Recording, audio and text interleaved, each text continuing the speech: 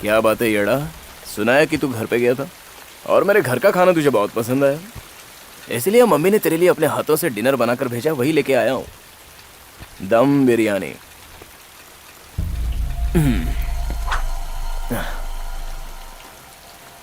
चल खा ले। मुझे नहीं खाना है, ले जा इसे।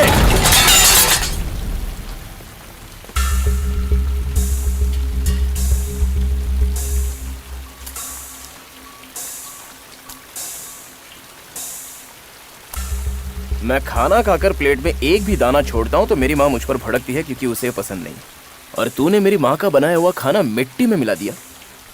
ये बात उसे पता चले तो जानता है उसे कितना दुख होगा। उसकी खुशी के लिए अब तो तुझे खाना ही होगा, चल खा। खाना यहाँ लाने की तकलीफ तूने क्यों ली रे? अपनी बहन को भेज दिया होता।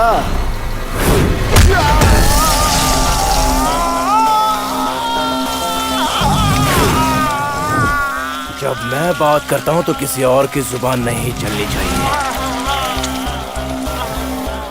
हमारे बीच माँ बहनों को नहीं लाना चाहिए। अरे तू क्यों रुक गया? खाना। बहुत शाना बनता रहा खजूर, तेरी तुम।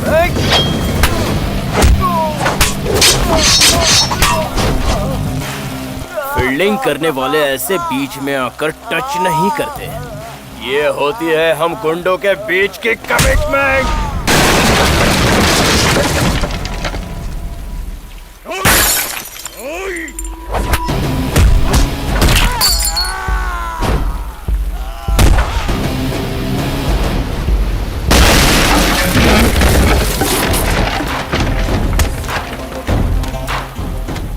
बिरयानी का मजा तब है जब वो गर्मा गर्म खाई जाए। खाना येड़ा।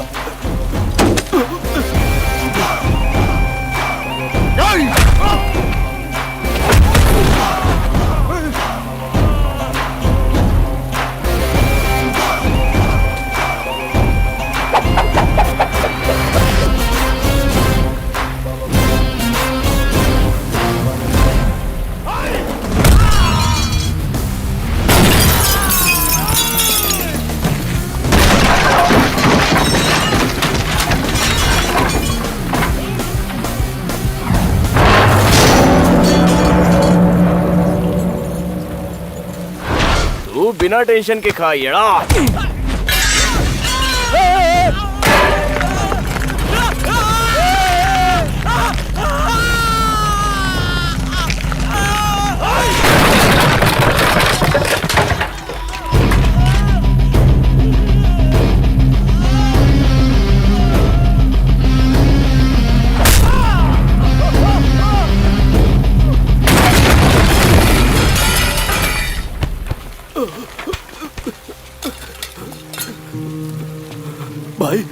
भाई मैं खाता हूँ ना, खाता हूँ।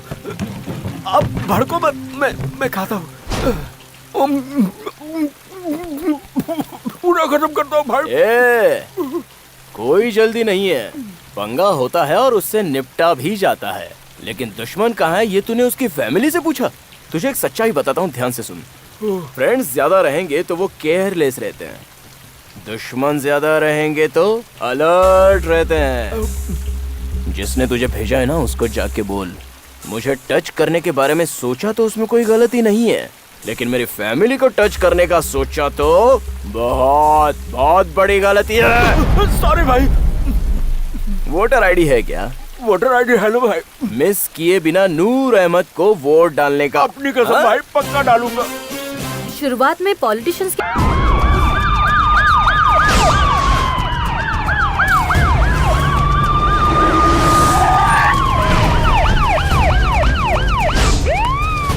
ड्रग माफिया आपके कस्टडी में कब तक रहेगा? सर, वो कैसे आए? देखिए तो मुझे नो कमेंट। देखिए आप बात जाने दो। अंदर नहीं जाना है।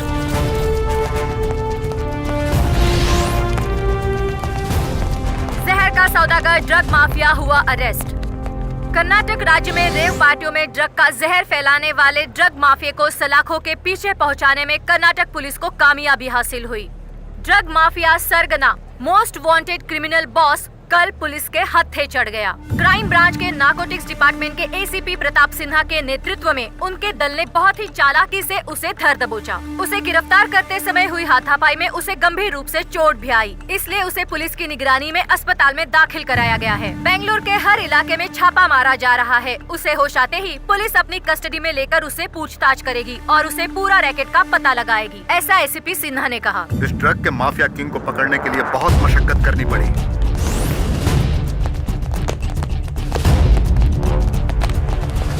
स्कैनिंग रिपोर्ट आते हैं मुझे इत्तला करना। Hello doctor. Hello sir. इस वक्त उसकी हालत कैसी है? He is still unconscious. Be careful. अपने स्टाफ से कहना उस पर नजर रखे। जो अंदर है वो एक दरिंदा है।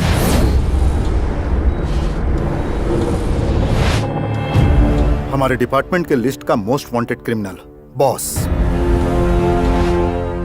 उसके होश में आते ही मुझे इन्फॉर्म करो। Okay sir. सुनो Manjunath. Yes sir. Be alert. मेरे परमिशन के बिना किसी को अंदर मत जाने देना।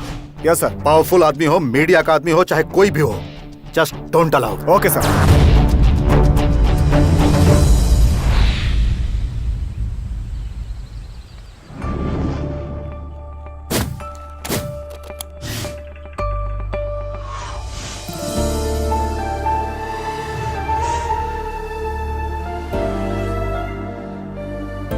Ready नाविया?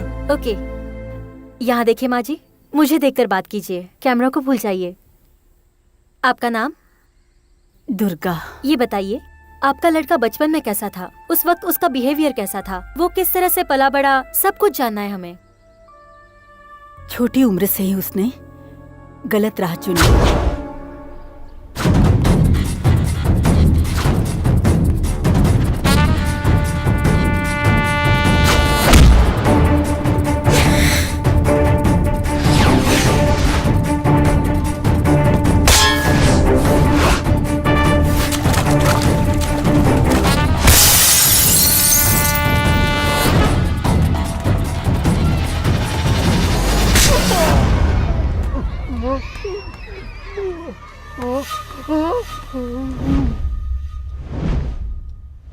I am really very sorry. आप अपने लड़के को ले जाइए और किसी दूसरे स्कूल में डालिए। सिस्टर प्लीज सिस्टर, उसे इस बार माफ कर दीजिए। वो दोबारा ऐसी हरकत नहीं करेगा, मैं आपसे प्रॉमिस करती हूँ। किसी बच्चे को मारा होता तो बच्चों का झगड़ा समझकर मैं माफ कर देती। पीटी सर को मारा है उसने, हाउ डेयर ही। कॉन्वेंट के अच्छे स्कूल में उसे पढ़ा लिखा कर डिसिप्लिन के साथ उसे एक अच्छा इंसान बनाने का मैंने सपना देखा। सारे सपने टूट गए। मेरे 2 बच्चे हैं, एक लड़का और एक लड़की। ये दोनों में छोटा युवा, जब वो सिर्फ 5 साल का था, मेरे पति एक एक्सीडेंट में गुजर गए। ओह। वो कोर्ट में बेंच क्लर्क का काम किया करते थे। उनका काम आसानी से मिल गया क्योंकि मैं भी लॉ पढ़ चुकी हूँ। शुरुआत में कोर्ट में जब मैं काम करने लगी तब कटघरे में खड़े होने वाले मुजरिमों को देखा और मुझे डर लगने लगा। मेरा बेटा उस कटघरे में कभी खड़ा ना हो, ये सोचकर उसे अच्छे से मैंने संस्कार दिए। वैसे ही जैसे कि बाकी के पेरेंट्स सोचते हैं। मैंने बेटे को डॉक्टर, इंजीनियर बनाने का सपना देखा। क्या गलत किया? कोर्ट में हर दिन मैंने अन्याय होते हुए देखा। तब मैंने फैसला किया, अन्याय और भ्रष्टाचार के खिलाफ लड़ने वाला एक वीर बनेगा मेरा बेटा। और इसलिए उसे मैं देश पर शहीद होने वालों की कहानियां सुनाया करती थी, जैसे कि चंद्रशेखर आजाद, वीर सावरकर, भगत सिंह की कुर्बानियों के बारे में उसे बताया करती थी।